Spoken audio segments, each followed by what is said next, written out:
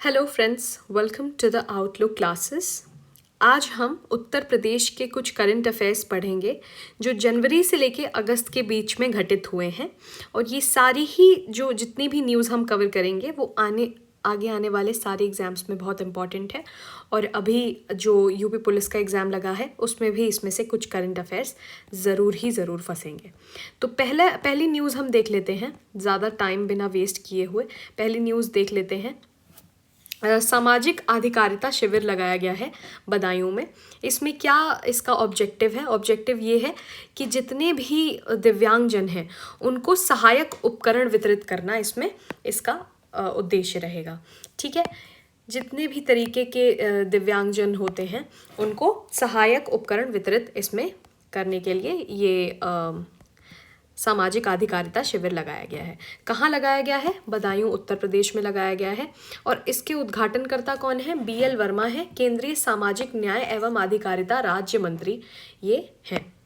ठीक है, फिर इसकी नोडल इम्प्लीमेंटिंग एजेंसी या फिर जो इसके नोडल कार्यान्वित एजेंसी है वो कौन सी है? भारतीय कृत्रिम अंग निर्माण निगम आलिमको। इसका हेडक्वार्टर कहाँ है?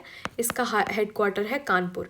ये बहुत इम्पॉर्टेंट हो जाता है क्योंकि कानपुर उत्तर प्रदेश में ही है और उत्तर प्रदेश से जुड़े हुए बहुत सारे एग्जाम्स अभी आने वाले हैं, तो इसलिए इसका जो हेडक्वार्टर है वो जानना हमें बहुत ज़रूरी हो जाता है।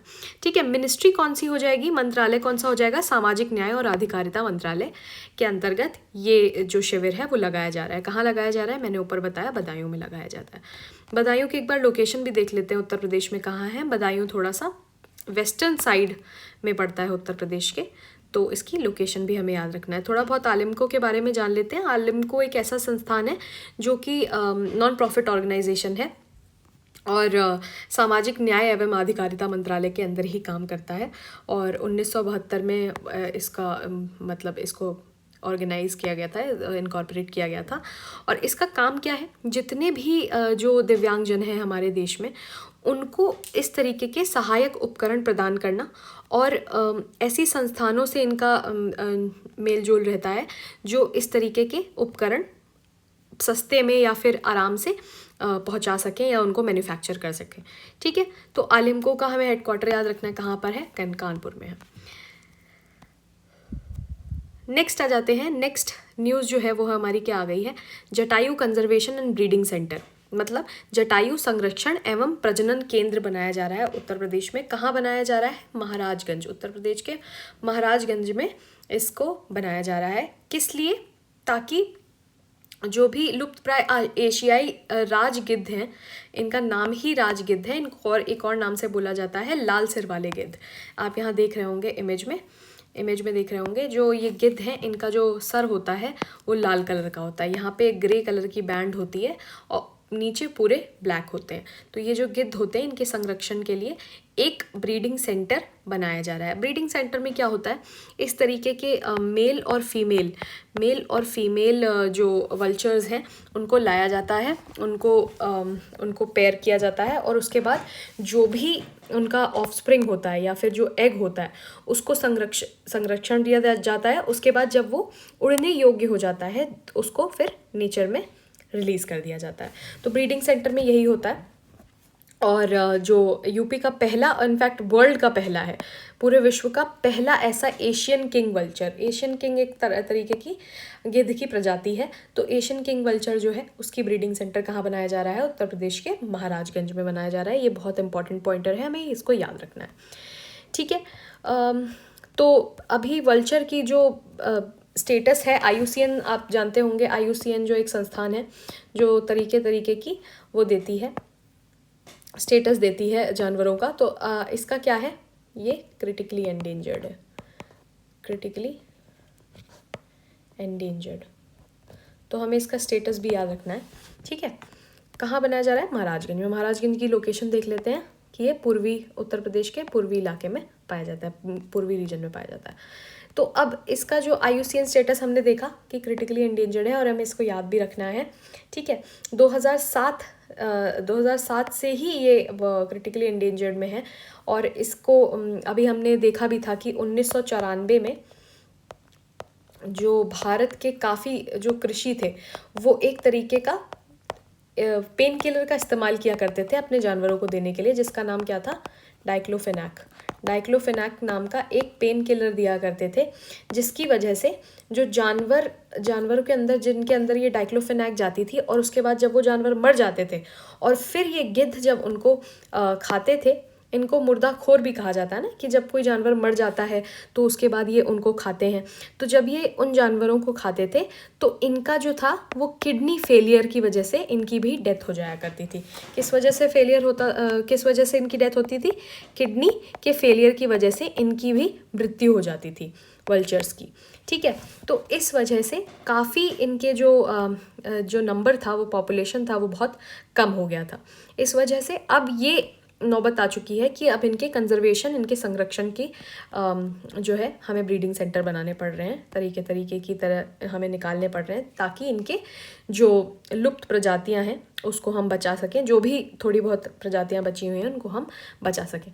तो IUCN के हम जानते हैं कि 9 तरीके के वो स्टेटस देता है जानवरों को। नॉट इवैल्यूएटेड ऐसे जानवर होते हैं जिनको अभी इवैल्यूएट नहीं किया जाता है कि किया गया है जिनकी कितनी संख्या है उनकी। फिर डेटा डेफिशिएंट है कि उनके बारे में अभी हमें पूरी जानकारी नहीं है। तो यहाँ तक जो है वो हमें कंसर्न इतना नहीं है, लेकिन इसके बाद वाली जो प्रजातियाँ होती हैं जो इस सेक्शन में पाई जाती हैं, उनके संरक्षण के लिए ज़्यादा हमें काम करना पड़ता है। सारे सरकारों को भी स्टेप्स लेने पड़ते हैं ताकि ऐसे स्पीशीज़ को हम बचा सकें, जैसे कि वल्नरेबल, एंडेंजर्ड और क्रिटिकली एंडेंजर्ड। क्रिटिकली एंडेंजर्ड में एक और नाम आता है, शामिल होता है, जो वो है ग्रेट इंडियन बस्टर्ड। कहाँ पाई जाती है ये प्रजाति? ये राजस्थान में पाई जाती है, ग्रेट इंडियन बस्टर्ड। ठीक है, और भी एंडेंजर्ड में कई आते हैं, टाइगर भी आते हैं, और वल्नरेबल में भी कई सारे जानवर हैं जो थ्रेटेंड कैटेगरी। थ्रेटेंड मतलब अब इनके विलुप्त होने का डर जो है वो धीरे धीरे बढ़ रहा है। जैसे जैसे हम यहाँ से यहाँ होते हैं वैसे वैसे उनकी जो पॉपुलेशन है वो कम होने लगती है। एक्सटिंक्ट इन वाइल्ड मतलब अब जंगलों में तो वो नहीं पाए जाते हैं, कहीं हो सकता है जू में या संरक्षित क्षेत्र में वो पाए जाते हों, लेकिन वो वाइल्ड में अब नहीं पाए जाते। एक्सटिंक्ट का मतलब विलुप्त हो गए। ऐसी कौन सा जानवर है जो भारत देश में विलुप्त हो गया है? वो उसमें से एक नाम आता है चीता का। जो एशियन इंडियन चीता है वो एक्सटिंक्ट हो चुका है, विलुप्त हो चुका है। ठीक है, तो ये भी हम जान लेते हैं कि इतने इम्पॉर्टेंट क्यों है गिद्ध की हमें उनका संरक्षण करना पड़ रहा है। इसलिए क्योंकि पहली बात तो वो मुर्दाखोर है।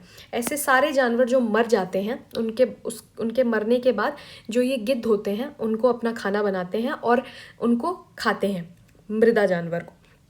जब वो खाते हैं तो उनके खाने के बाद वो वहाँ से वो गंदगी साफ़ हो जाती है और उसकी वजह से और बीमारियाँ नहीं फैलती। अगर कोई जानवर मर गया है वो वहीं सड़ने लगेगा, वो गलने लगेगा, तो उसकी वजह से कई सारे बैक्टीरियाज, वायरसेस उसके ऊपर फीड कर सकते हैं उसको, और उसकी वजह से बहुत सारी बीमारियाँ इंसानों में भी और जानवरों में भी फैल सकती हैं। लेकिन इन गिद्धों की वजह से वो ये चीज़, जो ये बॉटलनेक है, वो ख़त्म हो जाता है और उन जानवरों को वो खा जाते हैं, उनके ऊपर मतलब वो प्रॉब्लम सॉल्व हो जाती है, इसलिए और बीमारियां नहीं फैलती। तो इसलिए वल्चर जो होते हैं वो बहुत ज़्यादा इंपॉर्टेंट होते हैं। संकेतक प्रजातियां हैं। संकेतक प्रजातियों का मतलब क्या होता है कि जैसे क्लाइमेट में कोई बहुत चेंजेस आ रहे हैं, जल्दी जल्दी कोई चेंजेस आ रहे हैं, तो इस तरीके की प्रजातियाँ जो संकेतक प्रजातियाँ कही जाती हैं, ये प्रजातियाँ पहले से ये अनुमान लगा लेती हैं कि इस तरीके का वातावरण में कोई बदलाव आया है, तो इसीलिए इनको क्या कहा जाता है? संकेतक प्रजातियां। कैसे? कि अब जैसे खान पान की कमी आएगी, मान लीजिए कि खान पान की कमी हो गई, घास फूस कम हो गए, तो क्या होगा? जानवर बहुत कम हो जाएंगे, जानवर अपने आप मरने लगेंगे, है ना। जब बहुत सारे जानवर सड़ने गलने लगेंगे तो हमें ये समझ में आ जाएगा, गिद्धों के पास बहुत सारा ऐसा खाना हो जाएगा जो कि वो नहीं खा पाएंगे, क्योंकि हमारे पास गिद्धों की प्रजातियां कम हैं, और जब खाना नहीं रहेगा तो बाकी सारे गाय बैल पशु जो हैं वो ज़्यादा अमाउंट में मरने लगेंगे, और गिद्ध उन सारे खाने को तो नहीं खा सकेंगे, जितने भी जो मतलब मर गई होंगी गाय बैल पशु, उन सबको तो खा नहीं पाएंगे, तो उनकी संख्या बढ़ जाएगी और उससे बीमारियां भी बढ़ने लगेंगी, और गिद्धों की संख्या तो ऑलरेडी कम है। तो इस तरीके से ये संकेतक प्रजातियां हो जाती हैं बहुत ज़्यादा आपको पहले से ही बताने लगेंगे कि क्लाइमेट में क्या चेंजेस आ रहे हैं। ठीक है, इसी तरीके से इनका एक कल्चरल सिग्निफिकेंस भी होता है, सांस्कृतिक महत्व कैसे होता है कि हिंदू धर्म में भी इनको गरुड़ के नाम से जाना जाता है। ठीक है, गरुड़ के नाम से क्यों जाना जाता है? क्योंकि इनको माना जाता है कि ये विष्णु जी के जो है वो वाहन है। और जो पारसी एक रिलीजन होता है, पारसी रिलीजन में भी जो गिद्धों का वो बहुत महत्व है, क्योंकि जब पारसियों में एक ऐसी प्रथा होती है कि जब कोई इंसान मर जाता है तो उनको ऐसे ही खुले में छोड़ दिया जाता है, जहाँ पे लास्ट में जब इंसान कोई मर जाता है, पारसी व्यक्ति कोई मर जाता है, तो उसको टावर ऑफ साइलेंस में छोड़ दिया जाता है। वहाँ पर गिद्ध ही उनके ऊपर फीड करते हैं। ये उनका एक मतलब कल्चरल सिग्निफिकेंस है इसके पीछे। उनके रिलीजन में गिद्धों का बहुत कल्चरल से इस टाइप का कोई टावर होता है जहाँ पे लाशों को ऐसे छोड़ दिया जाता है और उसके बाद गिद्ध उस पर फीड करते हैं। तो यही मतलब उनका कल्चरल सिग्निफिकेंस है। तो वल्चर्स इसीलिए हमारे समाज के लिए हर तरीके से मतलब अगर हम इन्वायरमेंट के तौर पे देख लें तो भी इम्पॉर्टेंट है और कल्चरल सिग्निफिकेंस भी उसका बहुत है। और इकोनॉमिक पर्सपेक्टिव से भी हम इसे समझ सकते हैं, क्योंकि अगर बीमारियां बढ़ेंगी तो ज़्यादा पैसा जो है वो बीमारियों का इलाज करने में लगेगा, इसलिए इकोनॉमिक भी उसकी वैल्यू है। तो हम यहाँ समझ गए कहाँ पे महाराजगंज में जो है वो जटायु संरक्षण और प्रजनन केंद्र खोला जा रहा है, ये जो कि वर्ल्ड का पहला Asian king vulture breeding centre है। तो हमें ये याद रखना है कि वो वर्ल्ड का पहला है। ठीक है, ठीक है। नेक्स्ट आ जाते हैं कि यूपी मैंगो फेस्टिवल 2024 में यूपी मैंगो फेस्टिवल का आयोजन किया गया था। इसके उद्घाटनकर्ता कौन थे? उत्तर प्रदेश के मुख्यमंत्री श्री योगी आदित्यनाथ जी। ठीक है, 160 वर्षों में पहली बार लखनऊ का जो प्रसिद्ध दशहरी आम है वो संयुक्त राज्य अमेरिका मतलब यूएसए को निर्यात किया जाएगा। मतलब यूएसए में ये एक्सपोर्ट किया जाएगा पहली बार, 160 साल में पहली बार। कहा जा रहा है जो आम यहाँ पे 160-190 रुपये किलो जो बिकता है पर केजी, वो जो यूएसए में है वो जाके 900 पर केजी मतलब 900 रुपये पर किलो के हिसाब से बिकेगा। तो यहाँ के जो कृषि हैं उनको बहुत ज़्यादा यहाँ पे लाभ देखने को मिलेगा। ठीक है, लगभग 600 से 700 रुपये पर केजी वो जो दशहरी आम पे हैं वो कमाएंगे। तो ये एक कृषि की मतलब नज़र से काफ़ी अच्छी ये निर्यात साबित होगा। तो यूपी मैंगो फेस्टिवल कहाँ पे आयोजित किया गया था? लखनऊ में आयोजित किया था। इसके उद्घाटनकर्ता भी मैंने जैसा कि आपको बताया कि श्री योगी आदित्यनाथ जी हैं। तो पहली बार ऐसा हो रहा है कि यूएसए में भी निर्यात किया जा रहा है 160 वर्षों में, और कहाँ किया जा रहा है? जापान और मलेशिया में भी इसको एक्सपोर्ट किया जाएगा। तो जैसे कि मैंने बताया कि यहाँ के कृषि के लिए बहुत ही मतलब अच्छा एक अवसर है पैसे कमाने का। दूसरी चीज़ क्या है कि एग्जीबिशन जो ये हुआ था, यहाँ पे 120 तरीके के आम आप देख रहे होंगे, कई तरीके के आम यहाँ पे रखे हैं। 120 तरीके के आम यहाँ पे एग्जीबिशन में लगे हुए थे, और मैंगो ईटिंग कंपटीशन भी हुआ था, और सेमिनार वगैरह भी यहाँ पे आयोजित किया गया था जो भी कृषि होते हैं उनको थोड़ी सी अवेयरनेस जनरेट करने के लिए। ठीक है, और उत्तर प्रदेश का कौन सा ऐसा आम की प्रजाति है जिसको जीआई टैग भी मिला हुआ है? कौन सी है? मलिहाबादी दशहरी। ये पूछा जा सकता है क्योंकि फेस्टिवल आयोजित किया गया है, महोत्सव आयोजित किया गया था, इसमें सवाल आने की बहुत ज़्यादा प्रोबेबिलिटी है। तो कौन सा ऐसा आम है? मलिहाबाद दशहरी जो है उसको जीआई टैग 2010 में दिया गया था। ठीक, और जो उत्तर प्रदेश है वो लगभग देश का 25%, जो अभी नया डेटा है उसके हिसाब से देश का 25% आम जो है वो कहाँ उसको प्रोड्यूस किया जाता है? वो उत्तर प्रदेश है। उत्तर प्रदेश के बाद कौन सा स्टेट आ जाता है? आंध्र प्रदेश और बिहार। ठीक है, नेक्स्ट खबर पे आ जाते हैं जो कि राम मंदिर से एसोसिएटेड है, और इस बार जो पेपर है उसमें हम इससे जो कोई फैक्चुअल क्वेश्चन एक्सपेक्ट कर सकते हैं। तो अयोध्या मंदिर के बारे में बहुत ज़्यादा हम डिटेल में नहीं जाएंगे क्योंकि इसमें ऐसी बहुत सारी चीज़ें हैं जो बताने योग्य हैं, लेकिन जो हमारे एग्ज़ाम के पर्सपेक्टिव से इम्पॉर्टेंट है, परिप्रेक्ष्य से इम्पॉर्टेंट है, वो हम देख लेंगे। ठीक है, तो 3 स्टोरी टेम्पल है, अभी भी अंडर कंस्ट्रक्शन है, मतलब अभी भी ये बन रहा है, नागर शैली से निर्मित है ये 3 मंजिल का मंदिर। ठीक है, कौन से पत्थर का इस्तेमाल किया गया है? गुलाबी बलुआ पत्थर है जिसका इस्तेमाल इस मंदिर को बनाने में किया गया है। स्तंभों और दीवारों में हिंदू देवी देवताओं का चित्रण के साथ जटिल नक्काशी की गई है। तो नागर शैली के जो मंदिर होते हैं ना, उसमें होता क्या है एक्चुअली, नागर शैली के मंदिर में एक ऐसा प्लेटफॉर्म होता है, ठीक है, जिसको हम क्या कहते हैं, जगती के नाम से भी जानते हैं। जगती के नाम से इसके ऊपर जो है वो मंदिर बनता है जिस पे एक शिखर होता है इस टाइप का। ठीक है, शिखर होता है। मेरी ड्राइंग पे मत जाइएगा, मेरी ड्राइंग इतनी अच्छी नहीं है। फिर यहाँ पे जो होते हैं वो मंडप होते हैं जहाँ पे जो जितने भी श्रद्धालुगण होते हैं वो यहाँ पे इंतज़ार करते हैं। ये होता है गर्भगृह। ठीक है, यहाँ पे एक शिखर होता है, इसको अमलक कहते हैं। और यहाँ पे शिखर आप लोगों ने देखा होगा कि यहाँ पे कई बार झंडे होते हैं तो इसको शिखर बोलते हैं। ये पूरे इस एरिया को शिखर बोलते हैं, इस पूरे एरिया को शिखर बोलते हैं। ठीक है, ये जो हो गया इसको कहते हैं मंडप, ये मंडप है। ठीक है, ये क्या है, ये है गर्भगृह। गर्भगृह है ये, जहाँ पे भगवान की मूर्ति स्थापित होती है। तो ये नागर शैली में, नागर शैली के जो मंदिर होते हैं ना वो पूरे नॉर्दर्न इंडिया में, मतलब जितना भी उत्तर भारत होता है वहाँ पर ये सारे मंदिर पाए जाते हैं। यहाँ पे भी जो पाया जाता है वो भी नागर शैली के होता है। जितने साउथ के मंदिर होते हैं उनकी कौन सी शैली होती है, द्रविड़ शैली होती है मंदिरों की। ठीक है, आगे हम इस मंदिर के बारे में देख लेते हैं कि जो इस मंदिर में जो भी जल संरक्षण पर भी ध्यान दिया गया है इस मंदिर में। ठीक है, और नेक्स्ट आ जाते हैं कि जो इसमें मूर्ति स्थापित की गई है वो भगवान श्री राम की बचपन की, मतलब चाइल्डहुड फॉर्म, बाल रूप को प्रदर्शित किया हुआ है इसमें, इसलिए ये भी चीज़ याद रखनी है। ठीक है, उसके बाद ऑप्टो मैकेनिकल सेटअप जो होता है, ऑप्टो मैकेनिकल सेटअप के बारे में मैं आपको बताती हूँ। आपने देखा होगा इस बार कि जब रामनवमी थी तो श्री रामचंद्र के मस्तक पर जो तिलक स्थापित किया गया था, उसी जिस मैकेनिज़्म का इस्तेमाल किया गया था उसको ऑप्टो मैकेनिकल मैकेनिज़्म कहा जाता है। इसमें क्या होता है, जो सूर्य की रेखा होती है ये सब लेंसेज और मिरर्स लगे हुए हैं, जो लेंसेज और शीशे लगे हुए हैं, जिसकी वजह से जब यहाँ से सन रेज आती हैं वो यहाँ से टकरा के इसमें जाके फिर यहाँ से जो भी मैकेनिज़्म यहाँ पे फॉलो किया गया है उसके थ्रू जाके नीचे वाले फ्लोर पे, ये टॉप फ्लोर पे ऐसा मैकेनिज़्म लगा हुआ है कि सन की रेज आती हैं, उसके बाद इन लेंसेज के थ्रू होते हुए नीचे वाले फ्लोर पे जाके फिर जो है वो रामलला के मस्तक पे विराजमान होती हैं, जो भी जितनी भी रेज होती हैं। ठीक है, ये मैं हटा देती हूँ। बाकी समझ गए इसी मैकेनिज़्म को क्या कहा गया है, इसी मैकेनिज़्म को ऑप्टो मैकेनिकल मैकेनिज़्म कहा गया है।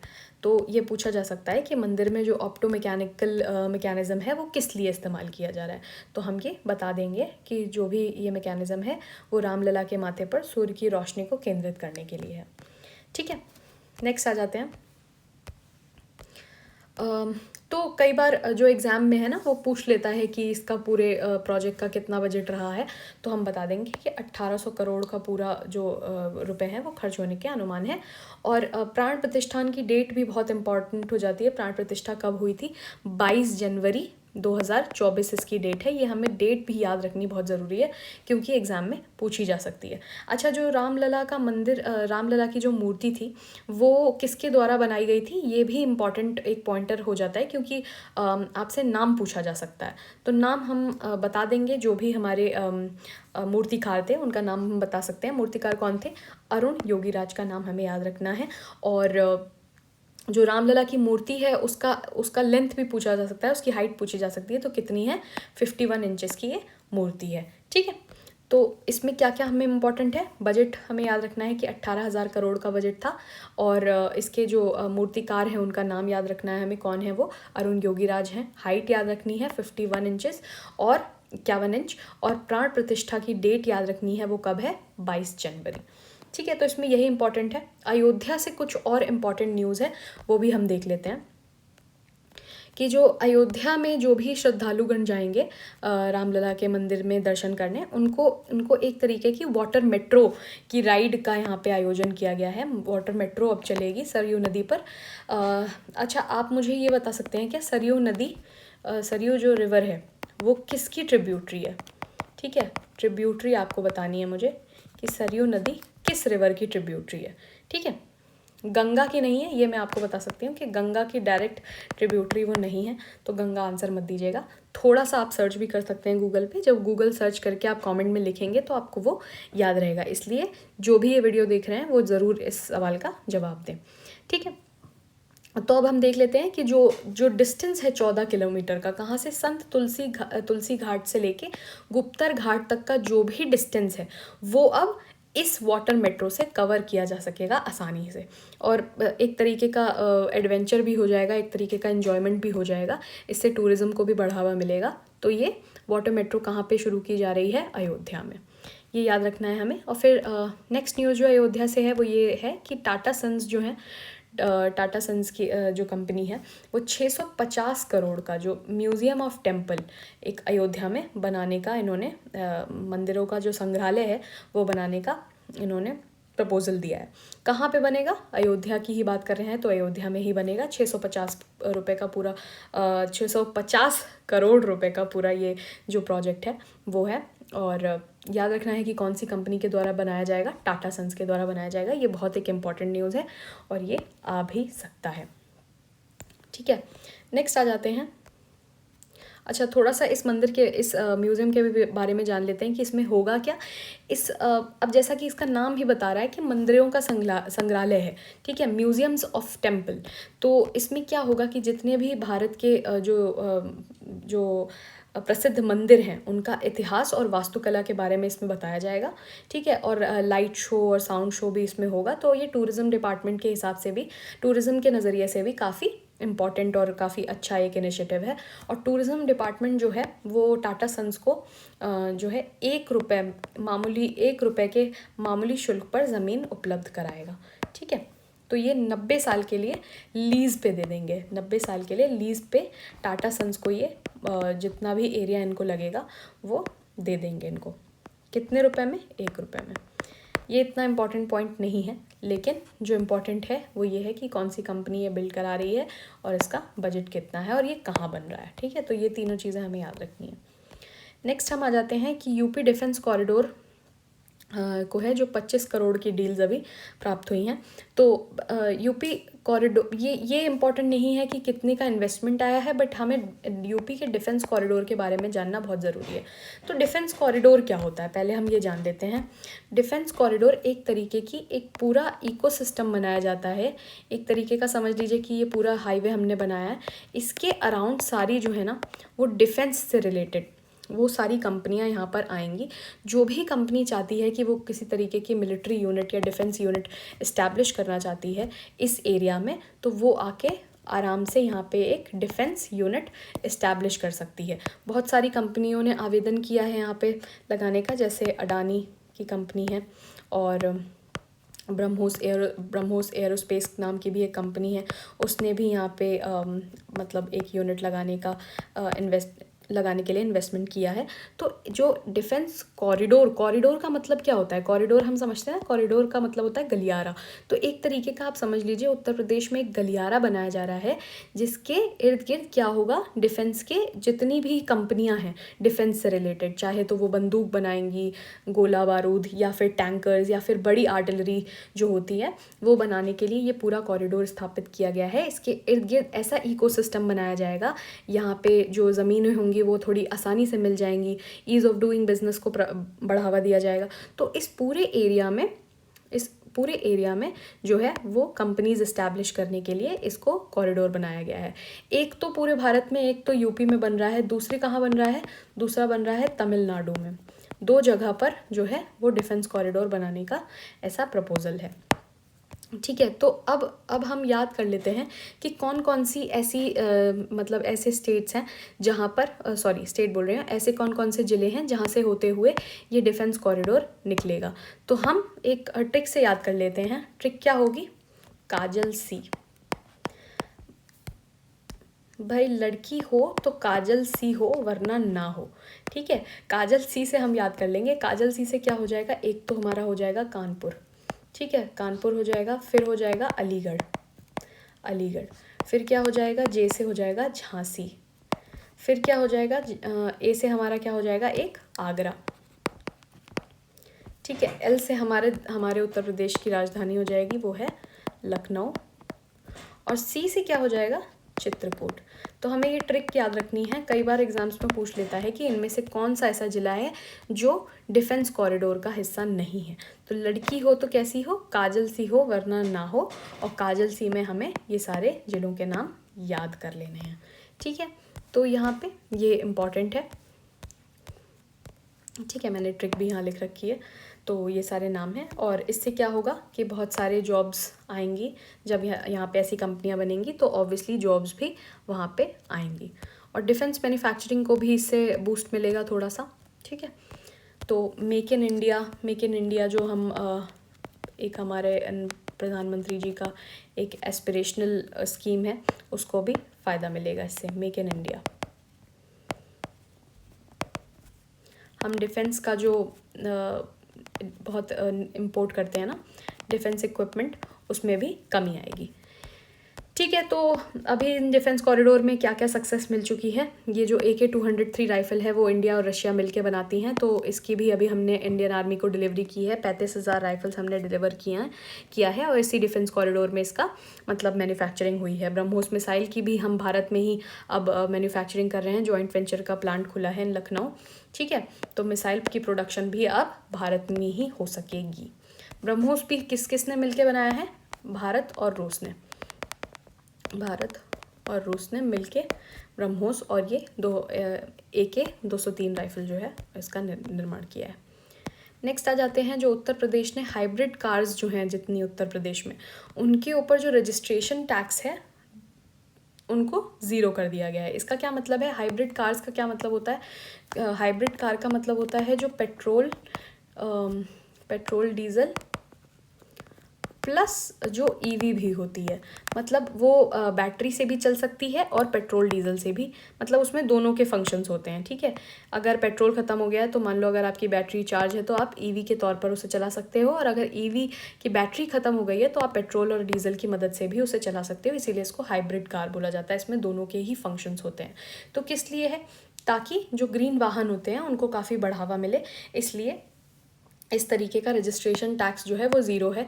ये ग्रीन वाहनों को इनकरेज किया जा रहा है उत्तर प्रदेश गवर्नमेंट के द्वारा। ठीक है, तो पिछले साल ऐसा हुआ था, पिछले 3 सालों से जो है वो टैक्स और रजिस्ट्रेशन फ़ी जो है वो EVs पे एग्जेम्प्ट कर दिया गया था, मतलब उसे ज़ीरो कर दिया गया था। जो रजिस्ट्रेशन टैक्स है, रजिस्ट्रेशन फ़ी जो लगती है, ठीक है, वो प्लस जो टैक्स लगता है रोड टैक्स वगैरह, वो सबको क्या कर दिया गया था, ज़ीरो कर दिया था। किस वजह से, ताकि लोग और ज़्यादा EV खरीदें, पेट्रोल डीजल बेस्ड छोड़ के EV इलेक्ट्रॉनिक व्हीकल्स जो होते हैं वो खरीदें, इलेक्ट्रिक व्हीकल्स। इसलिए उसको इनकरेज करने के लिए ये रजिस्ट्रेशन टैक्स और रोड टैक्स को ज़ीरो कर दिया गया था। अब उत्तर प्रदेश ने क्या किया है, जो हाइब्रिड कार्स हैं, एटलीस्ट अगर कोई EV नहीं खरीद रहा है तो कोई हाइब्रिड कार्स ही जो हैं वो खरीदें, और उनको खरीद के जो है क्लाइमेट चेंज से हम टैकल कर सकें। इसलिए इस तरीके का इनिशिएटिव उत्तर प्रदेश गवर्नमेंट के द्वारा लिया जा रहा है। फिर नेक्स्ट अगर हम आते हैं तो PM सूर्योदय योजना है। इसकी जो अनाउंसमेंट है वो कब की गई थी, जिस दिन हमारे अयोध्या के मंदिर में प्राण प्रतिष्ठान था, मतलब 22 जनवरी के दिन ही इस योजना का मतलब अनाउंस किया था। किसने किया था, हमारे श्री नरेंद्र मोदी जी, जो प्रधानमंत्री हमारे देश के, उन्होंने इसको अनाउंस किया था। इसमें क्या था कि जो 1 करोड़ घरों में क्या है, सोलर पैनल लगवाने की बात की जा रही है। ठीक है, ताकि 1 करोड़ घरों में जो उनके घरों में सोलर पैनल लगे, जिसकी वजह से जो है इलेक्ट्रिसिटी का पहली बात तो बिल कम होगा, और दूसरी बात ये एनवायरनमेंट के परिप्रेक्ष्य से भी बहुत इम्पॉर्टेंट स्टेप है। ठीक है, क्योंकि हम 2030 तक ये ऐसा ऑब्जेक्टिव है हमारा कि 500 गीगावाट जो है, 500 गीगावाट हम रिन्यूएबल एनर्जी से प्रोड्यूस करें। ठीक है, 500 गीगावाट, और 50% हमारा जितना भी हम इलेक्ट्रिसिटी जनरेट कर रहे हैं वो रिन्यूएबल एनर्जी से जनरेट करें। इसलिए 2030 के इस ऑब्जेक्टिव को मीट करने के लिए इस तरीके की योजनाएं लाई जा रही हैं। ठीक है, घर घर सोलर इनिशिएटिव जो है वो भी इसी तरीके का है कि हर घर में हम सोलर पैनल्स लगाएंगे, और किसके द्वारा लॉन्च किया जा रहा है, टाटा पावर के बारे में अभी हमने टाटा सन्स की भी ऊपर एक न्यूज़ देखी थी, जिसमें क्या था, वो म्यूजियम ऑफ टेम्पल कहाँ बना रहे थे, अयोध्या में बना रहे थे। और एक न्यूज़ हमने टाटा की अभी यहाँ पढ़ी है, जिसमें क्या है, घर घर सोलर इनिशिएटिव इनके द्वारा लिया जा रहा है। ठीक है। और कहाँ? उत्तर प्रदेश में लिया जा रहा है, क्योंकि हम उत्तर प्रदेश की न्यूज़ कर रहे हैं तो ऑब्वियसली उत्तर प्रदेश में ही लिया जा रहा है ये इनिशिएटिव। और कहाँ से शुरू किया गया है? वाराणसी से ये बहुत इंपॉर्टेंट है, ये याद रखना है कि कहाँ से ये इनिशिएटिव, घर घर सोलर इनिशिएटिव जो है वो स्टार्ट किया गया है, वो कहाँ से है? वाराणसी, उत्तर प्रदेश से है। इसका ऑब्जेक्टिव क्या है कि हर घर में एक क्लीन एनर्जी का संचार हो सके और सारे ही रूफटॉप जितने भी सोलर सोल्यूशन हैं उसको हम लगाएं, ताकि हमारा जो एक तो एनवायरनमेंट के लिए बहुत अच्छा होगा, और दूसरी बात यह है कि जो कॉस्ट कटिंग भी हो सकेगी, जितने भी घर हैं उसमें पैसे की बचत हो सकेगी। ठीक है। अब ये नेट मीटरिंग का इम्पॉर्टेंट एक कॉन्सेप्ट है, मतलब एग्ज़ाम के परिप्रेक्ष्य से तो इतना इम्पॉर्टेंट नहीं है, लेकिन अगर हम जान लेते हैं तो हमारे लिए सही रहेगा। मान लीजिए कि किसी घर में किसी ने सोलर पैनल लगाया है, तो सोलर पैनल से कोई, मान लीजिए कि 10 नहीं, 10 बहुत ज़्यादा हो जाएगी, मान लीजिए 1 गीगावाट एनर्जी हम जनरेट कर रहे हैं, और हमारी खपत कितनी हो रही है? खपत भी मान लीजिए 1 गीगावाट हो रही है। जो ये इलेक्ट्रिकल सोर्स होते हैं जहाँ से हमारी इलेक्ट्रिसिटी आती है, ग्रिड से हमारी एक गीगावाट आ रही है, वो हमने खपत कर ली, लेकिन हमने जनरेट भी तो एक गीगावाट की, तो हमारे पास 2 गीगावाट है, पर हमने खर्च कितनी की? मैं गीगावाट नहीं बोलना चाह रही थी, मैं किलोवाट बोलना चाह रही थी, बहुत ज़्यादा ही हो जाएगा। ठीक है, ठीक है। एग्जाम्पल के तौर पर हम ले सकते हैं कि मान लीजिए कि अगर हम 1 किलोवाट जनरेट कर रहे हैं सोलर से और 1 किलोवाट हम ग्रिड से ले रहे हैं, ठीक है, तो हम ले तो 2 किलोवाट ले रहे हैं, लेकिन हम खपत कितनी कर पा रहे हैं? हम खपत सिर्फ 1 किलोवाट कर पा रहे हैं। हमारे पास बचेगी कितनी? हमारे पास 1 किलोवाट की जो इलेक्ट्रिसिटी बचेगी वो वापस से हम ग्रिड में ट्रांसफ़र कर देंगे। तो इस तरीके से क्या हुआ? हमारा खपत तो नेट कितना हुआ? हमारा 0 किलोवाट ही खर्चा हुआ। तो हमारे जो मीटर का पैसा है वो तो बच जाएगा, और ऑल्सो क्या होगा कि हम जो ग्रिड की इलेक्ट्रिसिटी है उसको किससे कॉम्पनसेट कर देंगे? सोलर। ये कहीं और पे जो हमारी इलेक्ट्रिसिटी बची है वो कहीं और यूटिलाइज हो जाएगी। इसलिए ये इन्वायरमेंट के पर्सपेक्टिव से नेट मीटरिंग का जो पूरा प्रोसेस होता है वो बहुत इंपॉर्टेंट होता है। वो कॉस्ट भी बचाता है, हमारे पैसे भी बचाएगा, और इन्वायरमेंट के परिप्रेक्ष्य से भी इम्पॉर्टेंट होगा। समझ गए आप? मैं एक बार फिर से समझा देती हूँ, क्योंकि थोड़ा सा कन्फ्यूज़न हो गया था यहाँ पे। मान लीजिए कि आपके छत पे एक सोलर पैनल लगा हुआ है, ठीक है। सोलर पैनल कितना जनरेट कर रहा है?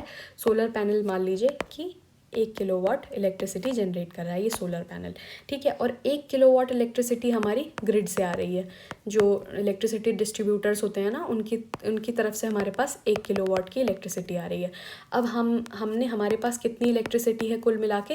एक इसकी है, 2 किलोवाट है, लेकिन हम यूज़ कितनी कर रहे हैं? हम 1 किलोवाट ही यूज़ कर रहे हैं। हमारे पास बची कितनी? 1 किलोवाट। तो जो हमारे पास इलेक्ट्रिसिटी बची है वो वापस से ग्रिड में ट्रांसफ़र हो जाएगी, और ग्रिड से वो कहीं और यूटिलाइज हो जाएगी।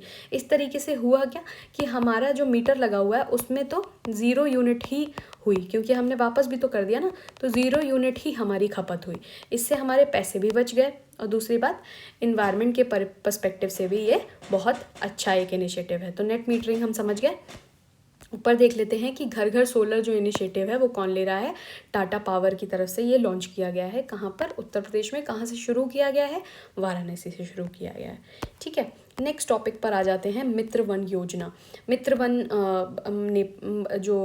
योजना है वो उत्तर प्रदेश सरकार ने लॉन्च की है। किस लिए लॉन्च की है? कि उत्तर प्रदेश से सटे हुए जितने भी राज्य हैं, जैसे बिहार हो गया, झारखंड हो गया, छत्तीसगढ़, मध्य प्रदेश, राजस्थान, हरियाणा, दिल्ली, एक यूटी भी आ जाएगी, और उत्तराखंड और हिमाचल प्रदेश, जितने भी ये राज्य हैं इनके बॉर्डर पर वृक्षारोपण करने की बात उत्तर प्रदेश की सरकार के द्वारा की जा रही है।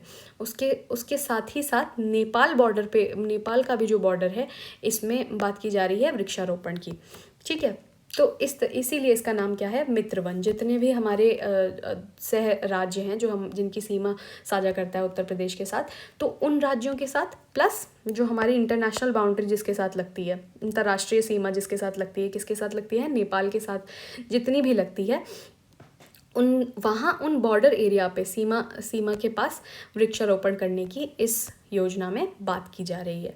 फॉरेस्ट डिपार्टमेंट नोडल एजेंसी है इसकी, ठीक है। वन विभाग इसका जितना भी कार्यभार है वो संभालेगा, ठीक है। 8 राज्य हैं, 8 राज्य, एक यूटी और नेपाल की बाउंड्री पे जो जितना भी होगा वृक्षारोपण किया जाएगा। अब देख लेते हैं जो नेपाल के साथ कुछ डिस्ट्रिक्ट्स जो लगते हैं वो हैं महाराजगंज, लखीमपुर खीरी, श्रावस्ती, बहराइच, पीलीभीत और भी हैं, लेकिन इन सारे जो ज़िलों में थोड़ा सा ज़्यादा ध्यान दिया जाएगा क्योंकि नेपाल के साथ जो अंतर्राष्ट्रीय सीमा साझा करता है वहाँ पर और भी वृक्षारोपण थोड़ा सा ज़्यादा अटेंशन दिया जाएगा। ठीक है, क्योंकि वो अंतर्राष्ट्रीय सीमा है, दूसरा देश है, इसलिए वहाँ पर थोड़ा सा ज़्यादा ध्यान दिया जाएगा। और इस पे ध्यान दिया जाएगा कि वहाँ के भी वन विभाग से कोलैबोरेट करके यहाँ का वन विभाग और वहाँ का वन विभाग कोलैबोरेट करके ये डिसाइड करेगा कि किस तरीके की स्पीशीज़ जो ऐसे ही वृक्ष लगाए जाएंगे ना जो वहाँ के वातावरण में अनुकूल हो, इस तरीके के वृक्षों का रोपण किया जाएगा। तो टारगेट क्या था? 35 करोड़ सैपलिंग्स लगाने का टारगेट था। ठीक है, अब ये एक मैप है जहाँ पे डिस्ट्रिक्ट्स लिखे हुए हैं। ये भी एग्ज़ाम के पर्सपेक्टिव से, यूपी पुलिस के एग्ज़ाम के पर्सपेक्टिव से तो काफ़ी इंपॉर्टेंट है कि कौन कौन से ऐसे ज़िले हैं जो नेपाल के साथ सीमा साझा करते हैं। पीलीभीत हो गया, लखीमपुर खीरी, बहराइच, श्रावस्ती, बलरामपुर, सिद्धार्थनगर और महाराजगंज में अभी हमने देखा कि जो वन का जो वल्चर्स हैं उनका ब्रीडिंग सेंटर भी महाराजगंज में खोला जा रहा है। कौन से वल्चर्स का? एशियन वल्चर्स का जो ब्रीडिंग सेंटर है वो यहाँ पर खोला जा रहा है। तो ये नाम हमें याद रखना ज़रूरी है: पीलीभीत, लखीमपुर खीरी, बहराइच, श्रावस्ती, बलरामपुर, सिद्धार्थ नगर और महाराजगंज। ठीक है, बायोप्लास्टिक पार्क जो है वो लखीमपुर खीरी में खोला जा रहा है। बायोप्लास्टिक क्या होता है? बायोप्लास्टिक जो होता है ना वो बायोडिग्रेडेबल सामग्री, मतलब बायोडिग्रेडेबल एक तरीके का प्लास्टिक ही समझ सकते हैं जो नवीकरणीय स्रोतों से आती है। मतलब खाद्य पदार्थों से भी इसको बनाया जाता है। कैसे? जैसे शुगर केन, गन्ने से भी इनका निर्माण किया जा सकता है। और भी कई तरह, जिसमें भी सेल्यूलोस पाया जाता है ना, जिसमें भी सेल्यूलोस, स्टार्च, ये सब पाया जाता है, उनसे हम बायोप्लास्टिक का निर्माण कर सकते हैं। क्योंकि प्लास्टिक जो होता है वो बायोडिग्रेडेबल नहीं होता है, तो हमें उसका कुछ ऑल्टरनेटिव भी तो चाहिए।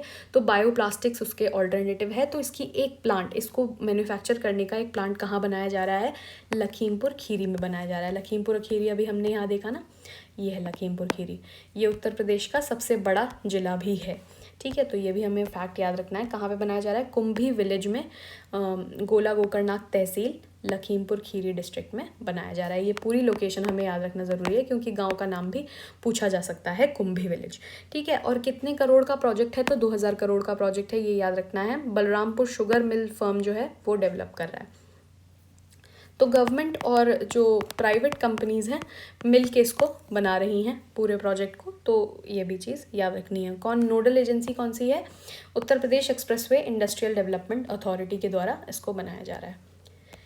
ये काफ़ी हेल्पफुल है, एक तो एनवायरनमेंट के पर्सपेक्टिव से भी, और अब जो कि प्लास्टिक, सिंगल यूज़ प्लास्टिक जो है वो बैन हो गया है, तो उसके बाद हमें कुछ ऑल्टरनेटिव भी तो चाहिए। सिंगल यूज़ प्लास्टिक्स जो है, सिंगल यूज़ प्लास्टिक का मतलब क्या होता है? वो प्लास्टिक जो वो थैलियाँ या वो प्लास्टिक जो हम एक बार इस्तेमाल करते हैं उसके बाद हम उसे फेंक देते हैं। तो इस तरीके की सिंगल यूज़ प्लास्टिक पे पहले ही बैन लग चुका है, तो अब हम उसके ऑल्टरनेटिव भी तो कुछ चाहिए। तो बायो प्लास्टिक जो है वो उसके ऑल्टरनेटिव के रूप में उभर के आ रहा है। और कहाँ इसका मैन्युफैक्चरिंग प्लांट बनाया जा रहा है, मतलब लगाया जा रहा है, वो है लखीमपुर खीरी में, इस टाइप का। ठीक है, तो खाद्य पदार्थों से भी वो बायो प्लास्टिक बनाया जा सकता है। तो एक बहुत ही अच्छा इनिशिएटिव है। लखीमपुर खीरी की लोकेशन ये है। ठीक है, उसके बाद एक बार देख लेते हैं उत्तर प्रदेश जो एक्सप्रेसवे है, औद्योगिक विकास प्राधिकरण, वो कहाँ पे इसका मुख्यालय है? लखनऊ में है। ये चीज़ हमें याद रखनी है कि इसका उत्तर प्रदेश एक्सप्रेसवे औद्योगिक विकास प्राधिकरण, यूपी EITA। तो इसका क्या काम होता है? जितनी भी एक्सप्रेसवे परियोजनाएं होती हैं वो उनका विकसित करने का इसका कार्य होता है। कब स्थापित किया गया था? 2007 में ये स्थापित किया गया था। ये भी इम्पॉर्टेंट एक पॉइंट है। ठीक है, अब त्रिनेत्र ऐप के बारे में जान लेते हैं। त्रिनेत्र ऐप क्या है? त्रिनेत्र ऐप जो है वो पुलिस डिपार्टमेंट को पूरा डिजिटलाइज करने की बात हो रही है। जितने भी क्रिमिनल रिकॉर्ड होते हैं, जितने भी आपराधिक रिकॉर्ड यहाँ पे होते हैं वो इसमें संग्रहित रहते हैं। एक तरीके की ऐप है, समझ लीजिए, एक ऐप है जिसमें क्रिमिनल रिकॉर्ड्स, कौन कौन क्रिमिनल है, उन्होंने क्या किया था, जितनी चोरियाँ डकैतियाँ उत्तर प्रदेश में हुई हैं, या फिर जितने भी क्रिमिनल्स हैं उनका सारा बायोडेटा इसमें फीड रहता है ऑलरेडी। मान लीजिए कि कोई क्रिमिनल है, वो उसने दोबारा से कोई क्राइम किया है, तो उसको पहचानना बहुत आसान हो जाएगा इसके थ्रू, क्योंकि उसमें उसके फेशियल जो भी चेहरे और आवाज़ की उसमें पहचान इससे किया जा सकता है रिकॉर्डिंग के द्वारा। ठीक है, तो एक तरीके से डिजिटलाइज करने की, पुलिस डिपार्टमेंट को जो है वो डिजिटलाइज करने की इसमें बात की जा रही है त्रिनेत्रा ऐप में। ये पूछा जा सकता है कि त्रिनेत्र ऐप का भी अभी किस हाल ही में किस राज्य के द्वारा लॉन्च की गई है। ठीक है, तो इसमें 9.32 लाख क्रिमिनल्स का जो है वो रिकॉर्ड जो है वो संग्रहित है। ठीक है, नेक्स्ट आ जाते हैं एम युवा स्कीम पे। एम युवा स्कीम क्या है? मुख्यमंत्री युवा उद्यमी विकास अभियान स्कीम। इसमें क्या है, जितने भी यंग एंटरप्रेन्योर्स हैं, यूथ एंटरप्रेन्योर्स जो भी हैं उत्तर प्रदेश में, उनको लोन, इंटरेस्ट फ्री लोन देने की बात हो रही है। कितने रुपए तक? 5 लाख तक उनको इंटरेस्ट फ्री लोन दिए जाने की इस स्कीम में बात की जा रही है। ठीक है, इसका बजट कितना है? 1000 करोड़ का इसका बजट है। और ऑब्जेक्टिव क्या है, उद्देश्य क्या है? ताकि जो उत्तर प्रदेश है वहाँ पे नौकरियां जनरेट की जा सके, एम्प्लॉयमेंट जनरेट की जा सके। इसमें क्या बात हो रही है कि 1 लाख जो यंग एंटरप्रेन्योर्स होंगे हर साल उनको इनकरेज करना है। ठीक है, एम युवा स्कीम हमें याद रखनी है। नेक्स्ट हमारी जो न्यूज़ है वो क्या है? श्री कल्की धाम मंदिर। कल्की धाम कौन है? कल्की धाम जो है वो जो भी हमारे विष्णु जी हैं उनके 10वें या अंतिम अवतार हैं। ठीक है, जिनका अवतार अभी होगा, जिनका अवतार अभी हुआ नहीं है। ऐसा दुनिया का ऐसा पहला मंदिर है कि जहाँ पर भगवान का एक ऐसा मंदिर बनाया जा रहा है। ये एक प्रोटोटाइप है उस मंदिर का, अभी बना नहीं है, अंडर कंस्ट्रक्शन है ये मंदिर। कहाँ पे बनाया जा रहा है? संबल डिस्ट्रिक्ट में बनाया जा रहा है। ठीक है, तो ये एक ऐसा पहला दुनिया का मंदिर है जहाँ पे भगवान के अवतार लेने से पहले ही एक मंदिर उनका निर्माण किया जा रहा है उस मंदिर का। तो कहाँ पे बनाया जा रहा है? इसकी लोकेशन बहुत इंपॉर्टेंट है, क्योंकि ये एग्जाम में पूछी जा सकती है कि जो श्री कल्की धाम मंदिर को स्थापित किया जा रहा है वो कहाँ पर उनका मंदिर की नींव रखी जा रही है। तो हमें ये याद रखना है कि संबल डिस्ट्रिक्ट में इसकी नींव रखी जा रही है। फाउंडेशन किसने रखा है, मतलब नींव किसने रखी है, वो कौन है? हमारे देश के प्रधानमंत्री श्री नरेंद्र मोदी ने इसकी नींव रखी है। तो उस मंदिर में और भी क्या चीज़ें होंगी, उसके कुछ फीचर्स जान लेते हैं। वहाँ पे 10 गर्भगृह का ये मंदिर रहेगा। जो मैंने गर्भगृह बताया था ना कि मंदिर होता है, उसमें इस तरीके का एक वो रहता है जिसमें भगवान स्थापित किए जाते हैं। तो इस तरीके के 10 गर्भगृह इस मंदिर में बनेंगे, जहाँ पर 10 अवतार, विष्णु जी के जो 10 अवतार हैं उनको यहाँ पे प्रदर्शित किया जाएगा, उनका एक गर्भगृह बनाया जाएगा। ठीक है, तो ये हमें याद रखना है इस मंदिर से। इसकी लोकेशन याद रखनी है, संबल डिस्ट्रिक्ट में है। ठीक है ना। फाउंडेशन किसने ले किया था? प्रधानमंत्री श्री नरेंद्र मोदी ने। लास्ट हमारी न्यूज़ पे आ जाते हैं जिसका नाम है मुख्यमंत्री कन्या सुमंगला योजना। इसमें क्या है, उद्देश्य क्या है कि बेटियों के उज्जवल भविष्य के लिए है। जो भी उत्तर प्रदेश में बेटियां होंगी उनको उनकी जन्म से लेके ग्रेजुएशन तक, जन्म से लेके उनके स्नातक तक यहाँ पे बात की जा रही है कि उनकी हेल्प की जाएगी, स्नातक तक उनकी हेल्प की जाएगी। तो इसमें क्या होगा कि 25,000 रुपये हर माँ बाप को दिए जाएंगे, ताकि वो अपनी बेटी को अच्छे से वैक्सीनेट करा सकें, उनकी प्राइमरी एजुकेशन हो सके। और इसको जो है 6 किश्तों में 25,000 दिए जाएंगे। ठीक है, 6 किश्तों में उनको 25,000 दिए जाएंगे, ताकि समय समय पे उनका वैक्सीनेशन हो सके। Primary education, secondary education, vaccination, primary education, secondary education उनको मिल सके, और ये उनके स्नातक तक ये प्रोवाइड की जाएगी। ठीक है, तो ग्रेजुएशन तक ये हमें 25,000 रुपये 6 किश्तों में मिलेंगे। इसकी एलिजिबिलिटी क्या है कि जो लड़कियां होंगी वो उत्तर प्रदेश की ही होनी चाहिए। मैक्सिमम 2 गर्ल्स, एक फैमिली से 2 लड़कियों को ही इसका लाभ मिलेगा। और अगर किसी व्यक्ति की 2 बालिकाएं पहले से हैं और 2 बालिकाएं वो गोद ले लेते हैं, तो इस स्थिति में 4 बालिकाओं को इस योजना का जो है वो लाभ दिया जाएगा। ठीक है, क्योंकि गोद लेना तो एक तरीके से, बालिकाओं को गोद लेना एक खुद में ही एक बहुत पुण्य का काम है। तो अगर आप 2 बालिकाएं गोद लेते हैं और आपकी 2 बालिकाएं पहले से हैं, तो उन 4 ही बालिकाओं को इस योजना का लाभ मिलेगा। ठीक है, और अगर किसी व्यक्ति की पहले से ही एक बेटी है और फिर उसको एक मतलब जुड़वा बेटियां हो जाती हैं, जन्म ले लेती हैं, तो उस स्थिति में भी 3 बालिकाओं को कन्या सुमंगला योजना का लाभ जो है दिया जाएगा। ठीक है, तो एनुअल इनकम फैमिली की कितनी होनी चाहिए? 3 लाख से कम होनी चाहिए। तो ये एलिजिबिलिटी क्राइटेरिया भी बहुत इंपॉर्टेंट है। कन्या सुमंगला योजना में पूछा जा सकता है कि एनुअल इनकम का क्या मतलब थ्रेशोल्ड है, तो वो कितना है, 3 लाख रुपए। अच्छा, इंडिया का पहला जो अर्बन रोपवे है वो कहाँ बनाया जा रहा है, मतलब अर्बन एरिया में जो है रोपवे वो कहाँ बनाया जा रहा है, उड़न खटोला होता है ना, जैसे आपने देखा होगा हरिद्वार में भी इसका जो ट्रांसपोर्टेशन में काफ़ी इस्तेमाल किया जाता है, एक पहाड़ी से दूसरी पहाड़ी, तो इसी तरीके का अब अर्बन एरियाज़ में भी कहाँ बनाया जा रहा है, वाराणसी में बनाया जा रहा है। तो ये इंडिया का पहला शहरी रोपवे है। तो ये चीज़ हमें याद रखनी है। प्रधानमंत्री ने अभी इसका अनावरण किया था कुछ टाइम पहले, ठीक है। 2024 अगस्त 2024 तक ये बन के तैयार हो जाएगा। वाराणसी, हमें ये याद रखना है कि कहाँ पे बनाया जा रहा है, वाराणसी में बनाया जा रहा है। 3.7 किलोमीटर का लंबा ये रोपवे है और 5 महत्वपूर्ण स्थान है जहाँ पे सबसे ज़्यादा भीड़ पाई जाती है। जैसे वाराणसी का गोदौलिया एरिया है, रेलवे है, रेलवे स्टेशन वाला जो एरिया है, कैंट का जो एरिया है, वहाँ पे वहाँ से होते हुए ये गुजरेगी, ठीक है।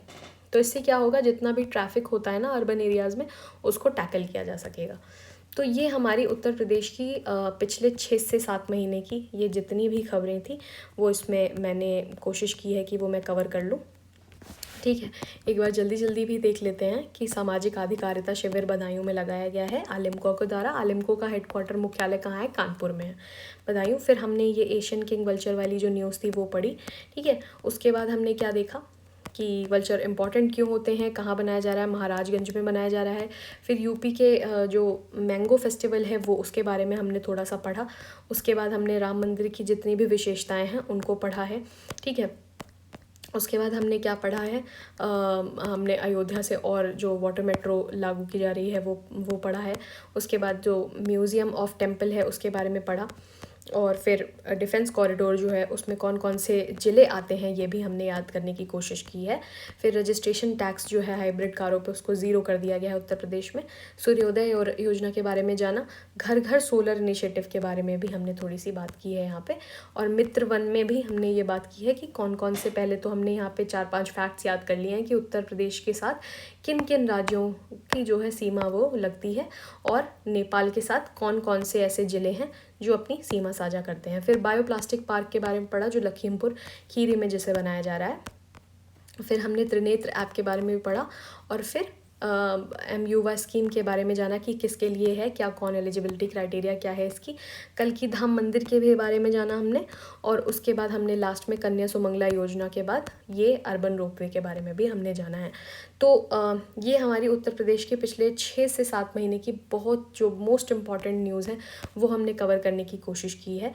और आपके जितने भी आगे आने वाले जो भी एग्ज़ाम हैं, RO, ARO, UP PCS, और स्पेशली जो अभी सबसे पास जो हमारा एग्ज़ाम यूपी कांस्टेबल का लगा है, तो देखिए करंट अफेयर्स सबके सेम ही होते हैं, न्यूज़ सेम ही रहती है, बस स्तर उसका जो है वो ऊपर नीचे होता रहता है। काफ़ी RO में काफ़ी इन डेप्थ क्वेश्चन पूछे जाते हैं, और यूपी पुलिस में थोड़े सतही क्वेश्चन पूछ लेंगे, लेकिन ऐसा ज़रूरी नहीं है। अगर पेपर टफ बनेगा तो और भी इन डेप्थ क्वेश्चन भी पूछ सकते हैं। तो हमने हर तरीके के क्वेश्चन इसमें टैकल किए हैं। मुझे लगता है कि अगर आप इस वीडियो को देख लेंगे तो आपके उन सारे तरीक़ों के जो क्वेश्चंस हैं वो इनसे टैकल हो जाएंगे। तो ज़रूर पढ़िए, शेयर करिए ये वीडियोस अपने दोस्तों के साथ, और प्लीज़ चैनल को सब्सक्राइब करिए, क्योंकि बहुत सारे लोग वीडियोस देखते हैं पर सब्सक्राइब नहीं करते हैं। प्लीज़ सब्सक्राइब करिए। हम लोग आपके लिए काफ़ी अच्छा प्रीमियम कंटेंट लेके आ रहे हैं, फ्री में दे रहे हैं कंटेंट। तो प्लीज़ हम लोगों को और अप्रिशिएट करिए, लाइक करिए, सब्सक्राइब करिए आउटलुक चैनल को। और इस PDF को पाने के लिए हमारे टेलीग्राम चैनल को भी, जो कि डिस्क्रिप्शन में उसका आपको लिंक मिल जाएगा, उसको ज़रूर सब्सक्राइब करिए, उसको फॉलो करिए, ताकि आप जितनी भी क्लासेस आ रही हैं, अभी हमारी शाम से ही लगातार क्लासेस हैं, यूपी पुलिस को हम पढ़ा रहे हैं, जिसमें GS भी है। शिवांश सर ले रहे हैं GS, आप जानते ही होंगे, शिवांश सर काफ़ी जाने माने टीचर हैं GS के। वो आपकी GS स्टैटिक लेंगे। और नीरज सर भी हैं, वो भी उनको भी काफ़ी मेंस का एक्सपीरियंस है, वो भी काफ़ी अच्छे टीचर हैं। और आपको किसी भी तरीके का टॉपिक जो आपको पढ़ना हो, आप ज़रूर कॉमेंट बॉक्स में हमें लिख के बता सकते हैं, वो हम केटर करेंगे। मैथ्स और रीजनिंग की भी क्लासेस की जो हमारी फैकल्टी हैं वो बहुत अच्छी हैं, और हिंदी की क्लासेस आप देख ही रहे हैं कि बहुत ही अव्वल नंबर पर चल रही हैं। तो हमारे इनिशिएटिव्स को प्लीज़ फॉलो करिए, हमारे चैनल को प्लीज़ सब्सक्राइब करिए, क्योंकि हमें भी मोटिवेशन मिलना चाहिए आपके इस छोटे से योगदान से, क्योंकि बिल्कुल सब्सक्राइब करने के कोई पैसे नहीं लगते।